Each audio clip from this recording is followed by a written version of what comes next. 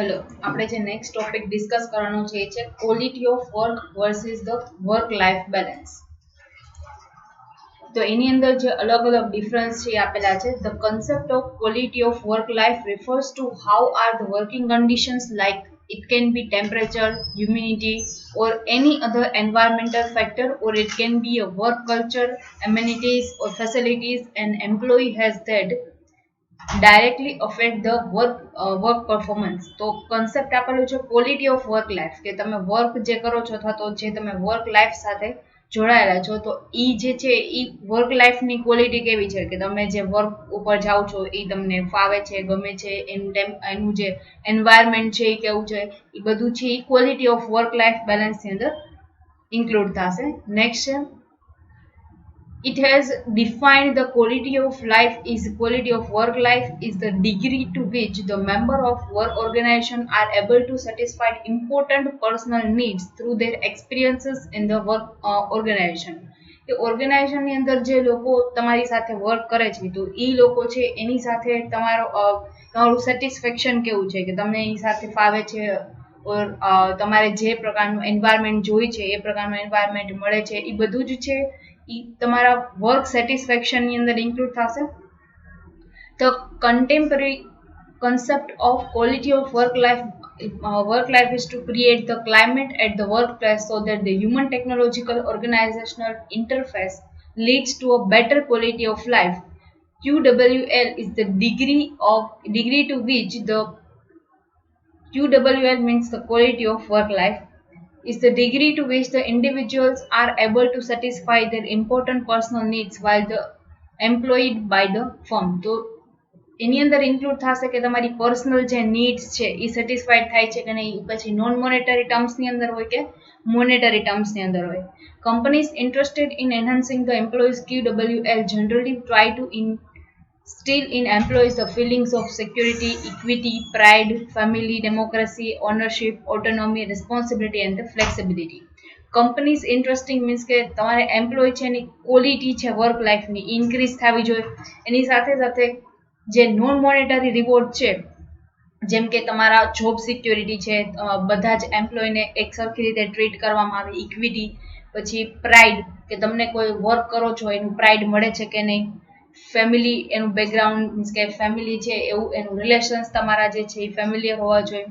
Ownership છે, તો ownership જે આપણા ટોપ મેનેજમેન્ટ સાથેના રિલેશન્સ કેવા છે એ બધું જ છે એ તમારી વર્ક સેટિસ્ફેક્શનને અફેક્ટ કરશે. While work-life balance means the work life affecting the personal life. Due to the working life, one does not have enough time to spend with the family, like to eat normally, take the rest and relaxations. તો તમે work સાથે જોડાયેલા હોય તો ઘણું બધું work આવી જાય, વર્કલોડને કારણે તમારા ફેમિલી ટાઈમ છે એ તમે ન કાઢી શકતા હોય. ફેમિલી સાથેનો જે મીન્સ કે બધા સાથે બેસીને જમવું અને રેસ્ટ લેવો, રિલેક્સેશન, આ બધું જ છે એ સેક્રિફાઈસ કરવું પડતું હોય છે. એ બધું વર્ક લાઈફ બેલેન્સની અંદર ઇન્ક્લુડ થશે. Thus, if the work life and personal life are out of balance, the stress may be running high.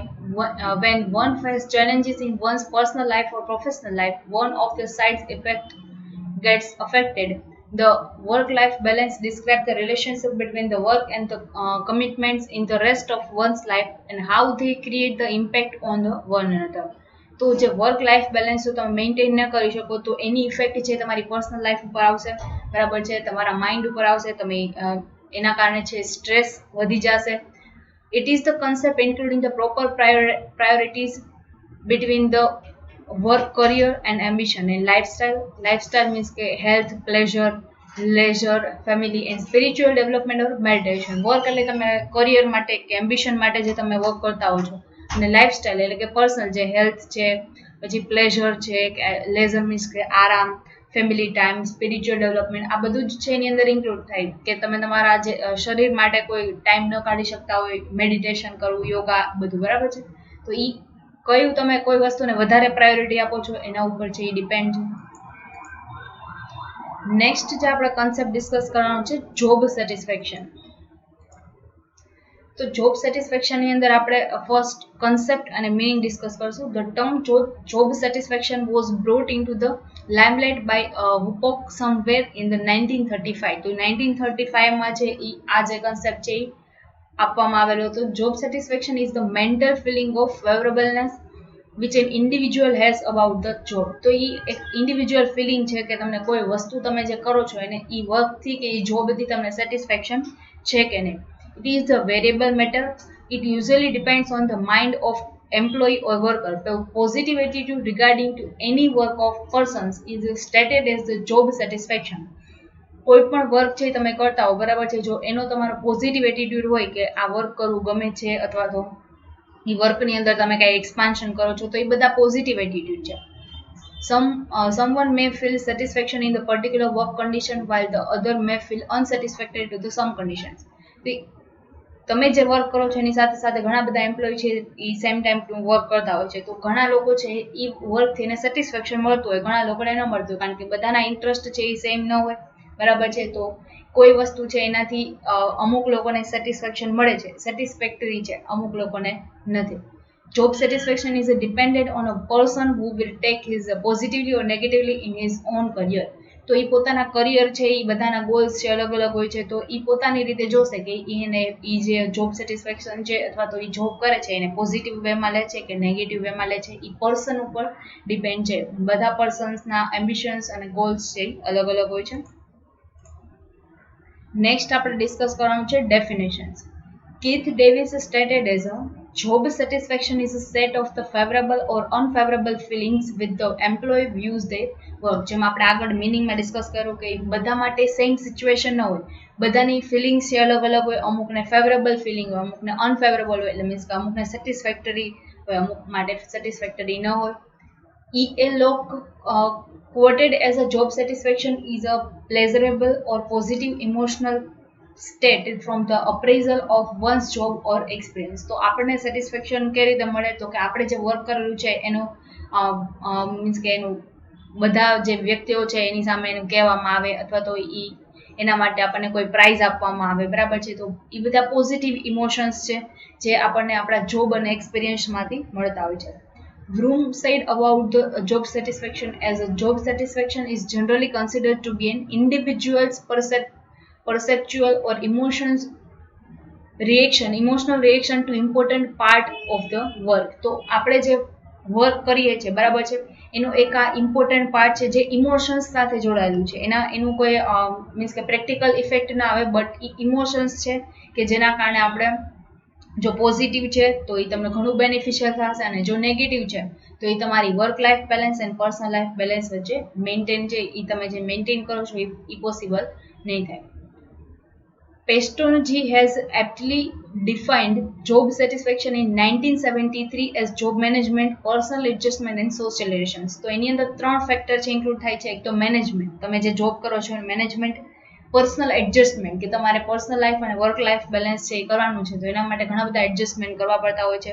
આપણે પહેલી પ્રાયોરિટી કોને આપવી એ ડિસાઇડ કરવું પડતું હોય છે. સોશિયલ રિલેશન કે તમારે ફ્રેન્ડ્સ છે, રિલેટિવ્સ છે બરાબર છે, એ બધા સાથેના રિલેશન્સ મેન્ટેન કરવાના છે. According to him, job satisfaction can be taken as a summation of employees filling in 4 important areas. તો અલગ અલગ 4 ક્રાઇટેરિયાને આપેલા છે કે એનું ટોટલ કરો તો આપણે એમ્પ્લોયીની ફિલિંગ શું છે જોબ માટે એ ડિફાઇન થશે. તો ફર્સ્ટ છે જોબ.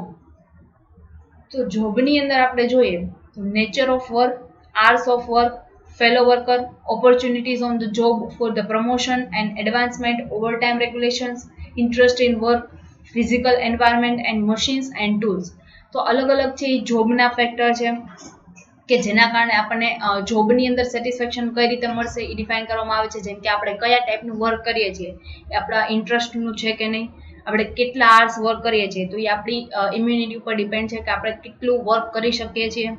ફેલો વર્કર્સ કે આપણી સાથે જે લોકો વર્ક કરે છે એ લોકો કેવા છે, આપણને કેવા ટાઈપની ઓપોર્ચ્યુનિટી મળે છે જે આપણને ગ્રોથ આપશે કે નહીં બરાબર છે. તો આ બધું જ છે એ જોબ છે. નેક્સ્ટ છે management. Supervisory treatment, participation, reward and punishment, praise and the blames, leave policy and the favouritism. તો આ ઘણા બધું જે મેનેજમેન્ટની અંદર ઇન્ક્લુડ થાય કે આપણે જેમ આગળ જોયું એ 4 ફેક્ટર છે જેને ડિટેલમાં ડિસ્કસ કરવામાં આવેલા છે કે મેનેજમેન્ટ કરવાનું છે. તો મેનેજમેન્ટ કયું તો કે સુપરવાઇઝર, આપણા જે સુપરવાઇઝર છે એ બધા જ આપણી સાથેના લોકો વર્ક કરે છે એને કઈ રીતે ટ્રીટ કરે છે, આપણને કઈ રીતે ટ્રીટ કરે છે, આપણે જે ડિસિઝન્સ લેવામાં આવે છે એની અંદર પાર્ટિસિપેશન કરવાનું છે, તો એ પણ એક મેનેજમેન્ટ છે. રિવોર્ડ્સ એન્ડ પનિશમેન્ટ, તો તમે કોઈ સારું એવું વર્ક કરો છો તો તમને રિવોર્ડ આપવામાં આવે, અને કોઈ બ્રેક છે, રૂલ્સ બ્રેક કરે છે તો એને પનિશ કરવામાં આવે. તો આ બધા જ છે એ મેનેજમેન્ટનો પાર્ટ છે. તમે કોઈ સારું વર્ક કરો તો તમને પ્રમોશન આપવામાં આવે, તમારે પ્રેઇઝ કરવામાં આવે, અને જો કોઈ એવું વર્ક કરેલું છે તો એના માટે બ્લેમ પણ કરવામાં આવે. તો આ બધું જ છે એ મેનેજમેન્ટનો પાર્ટ છે. નેક્સ્ટ છે સોશિયલ રિલેશન્સ. તો friends and associates, neighbors, attitude towards the people in community, participation in social activity, sociability and caste barriers. તો ઘણા કાસ્ટ બેરિયર્સ આવતા હોય છે. ફ્રેન્ડ્સ અને એસોસિએટ્સ, આપણી સાથે વર્ક કરતા લોકો, આપણા ફ્રેન્ડ્સ, આપણા રિલેટિવ્સ, આપણા નેબર, કે આપણે જે વર્ક કરીએ છીએ એનો કોઈ સપોર્ટ છે કે નહીં. તો આ બધું જ છે એ આપણી વર્ક લાઈફને અને પર્સનલ લાઈફને અફેક્ટ કરશે. નેક્સ્ટ છે personal adjustment. Personal adjustment means કે તમારા હેલ્થ અને તમારું ઇમોશન, અમુક જગ્યાએ છે તમારી વસ્તુ સેક્રિફાઈસ કરવી પડતી હોય છે, અમુક જગ્યાએ તમે એને પ્રાયોરિટી આપો છો, તો એ પણ એક સેટિસ્ફેક્શનનો પાર્ટ છે. તો આ 4 પાર્ટ છે જે આપણે ડિસ્કસ કર્યા. નેક્સ્ટ આપણે ડિસ્કસ કરવાનું છે ઇમ્પોર્ટન્સ ઓર ઇફેક્ટ ઓર ઇમ્પેક્ટ. તો એની અંદર અલગ અલગ છે એ ટોપિક આપવામાં આવેલા છે, અલગ અલગ પોઈન્ટ્સ છે જે આપણે ડિસ્કસ કરવાના છે. તો ફર્સ્ટ છે હાયર પ્રોડક્ટિવિટી. તો હાયર પ્રોડક્ટિવિટી મીન્સ કે કોઈ પર્સન છે વર્ક કરે છે તો એ પર પર્સન 10 યુનિટ છે એ પ્રોડ્યુસ કરે છે. એક પર્સન છે કે જે વધારે સારી રીતે વર્ક કરે છે તો એ પર પર્સન 20 યુનિટ જે કરી શકે છે. તો બેમાંથી હાયર પ્રોડક્ટિવિટી કોની? તો કે સેકન્ડ પર્સનની હાયર પ્રોડક્ટિવિટી, કારણ કે એ વ્યક્તિ છે 20 યુનિટ પ્રોડ્યુસ કરી શકે છે. Irrespective of job title and pay grade, employee who report high job satisfaction tend to achieve the higher productivity. તો જે વ્યક્તિને વધારે સેટિસ્ફેક્શન હશે એ વ્યક્તિ પ્રોપરલી વર્ક કરી શકશે તો એ વધારે આઉટપુટ આપી શકશે. Lower turnover. Lower turnover means કે turnover can be one of the highest cost attributed to the HR department. Retaining workers help create better environment and make it easier to recruit the quality talent and save money. The bottom line is satisfied employees are typically much less likely to leave. Lower turnover means કે આપણી કંપનીની અંદર આવતા જેટલા employees અને કેટલા employees છે એ leave કરે છે, તો આ બેનો રેશિયો છે એ ટર્નઓવર રેશિયો કહેવાય. તો એ રેશિયો ઓછો થઈ જશે તો આપણી કંપનીમાંથી જવાવાળા લોકો છે ઓછા થઈ જશે જો આપણે એનું બેટર એન્વાયરમેન્ટ ક્રિએટ કરી શકતા હશું તો. અને આપણે જે એ લોકોને વારંવાર રિક્રુટ કરવામાં જે આપણે મની છે એ વેસ્ટ થાય છે તો એ આપણે સેવ કરી શકશું. નેક્સ્ટ છે increased profit. Keeping employees safe and satisfied can lead to higher sales, lower cost and stronger bottom line. તો આપણે જે પ્રોફિટ છે ઇન્ક્રીઝ કરવાનો છે તો કઈ રીતે કરી શકશું? તો કે એમ્પ્લોઈઝ છે ને સેફ રાખવાના. મીન્સ કે સેફ કઈ રીતે? તો કે એને જોબ સેટિસ્ફેક્શન આપી શકીએ, એનું જે એન્વાયરમેન્ટ છે એ પોઝિટિવ એન્વાયરમેન્ટ આપી શકીએ કે જેનાથી એના જોબ સેટિસ્ફેક્શન મળે. જો એને સેટિસ્ફેક્શન મળશે તો આપણને પ્રોફિટ છે હાયર કઈ રીતે થશે? તો કે સેલ્સ હાઈ થશે, આઉટપુટ વધારે આવશે, તો કોસ્ટ ઓછી થશે, અને કોસ્ટ ઓછી થશે તો આપણે વધારેમાં વધારે પ્રોફિટ માર્જિન છે એ રાખી શકશું. નેક્સ્ટ છે loyalty. When employees feel the company has their best interest at heart, they often support its mission and work hard to help the achieve its objective. તો એમાં એનો ઓબ્જેક્ટિવ છે અચીવ થશે કે company છે એનો ઇન્ટરેસ્ટ છે એની અંદર હશે, એમ્પ્લોયનો ઇન્ટરેસ્ટ એની અંદર હશે તો એ પોતે જ એક્સપાન્ડ કઈ વસ્તુ છે એ એક્સપાન્ડ કરવાની ટ્રાય કરશે, એનો ઓબ્જેક્ટિવ અચીવ થઈ જશે, એના માટે હાર્ડવર્ક કરશે. And they become the loyal towards the organization. Next છે determinants of or the factors. Practically there are the several factors related to the job satisfaction. They can be grouped into the two categories. તો એને બે કેટેગરીની અંદર divide કરવામાં આવેલા છે ડિટર્મિનન્ટ્સને. તો first છે કેરેક્ટરિસ્ટિક્સ ઓફ ધી ઇન્ડિવિજ્યુઅલ. તો ઇન્ડિવિજ્યુઅલ કેરેક્ટરિસ્ટિક્સ છે, ઇન્ડિવિજ્યુઅલના કેરેક્ટરિસ્ટિક્સ કેવા હોય? Factors in the job satisfaction. તો આપણે ફર્સ્ટ જોઈએ તો job satisfaction and individual perception. Perception means કે એના ગોલ્સ શું છે, એનો એમ્બિશન્સ શું છે. The level of job satisfaction for individual is different. One may be fully satisfied in certain situation while other is in the same situation may be completely dissatisfied. તો જેમ આપણે આગળ મિનિંગમાં ડિસ્કસ કરેલું હતું તો કે સેમ વર્ક છે એની અંદર અમુક લોકોને સેટિસ્ફેક્શન મળતું હોય, અમુક લોકોને સેટિસ્ફેક્શન ન મળતું હોય, તો બધાના પરસેપ્શન્સ ગોલ્સ છે અલગ અલગ હોય છે. નેક્સ્ટ કેરેક્ટરિસ્ટિક્સ છે relationship of age and job satisfaction. There are many researchers undertaken to understand the relationship between the age and job satisfaction. તો ઘણા બધા રિસર્ચર્સ એવા છે કે જેનો એજ ઘણી બધી થઈ ગઈ હોય તો એનો એક્સપિરિયન્સ પણ વધારે હોય, બરાબર છે, તો એને જોબ સેટિસ્ફેક્શન મળે કારણ કે એ જે વર્ક કરે છે એની અંદર એનો ઇન્ટરેસ્ટ છે, ઘણા બધા ટાઈમથી વર્ક કરે છે. Some researchers feel that there is no connection while others find a kind of connection. તો ઘણા લોકોને એવું લાગે કે એ જે વર્ક કરે છે એમાં એનું ઘણું બધું એનું કનેક્શન છે અને ઘણા લોકોને એવું લાગે કે કોઈ કનેક્શન જ નથી. According to the Herzberg, in early years of employment, the morale of youth remains high and after some year it decreases.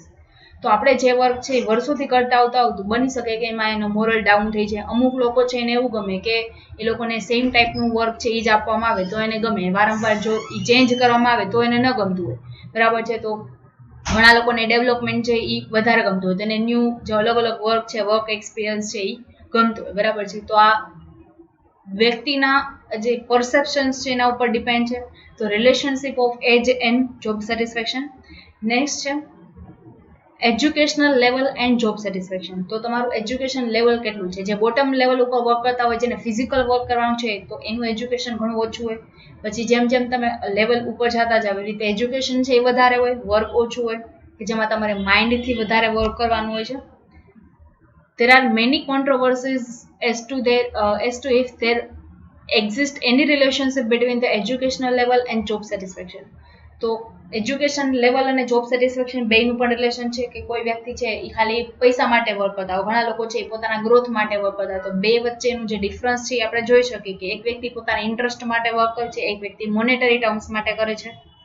It is very difficult to find out the reasons for the differences in outcome of various studies because these researches are based on much on theoretical framework rather than practical. તો આપણે practical વધારે એવા concept apply નથી કરતા, વધારેમાં વધારે focus કોના ઉપર કરીએ તો કે થિયરિટિકલ ફ્રેમવર્ક ઉપર. એટલે આપણે ફાઇન્ડ આઉટ રીઝન ન કરી શકીએ કારણ કે બધાના રીઝન્સ છે, ડિફરન્સીસ જે આવતા હોય, રીઝન્સ બધાના અલગ અલગ હોય છે.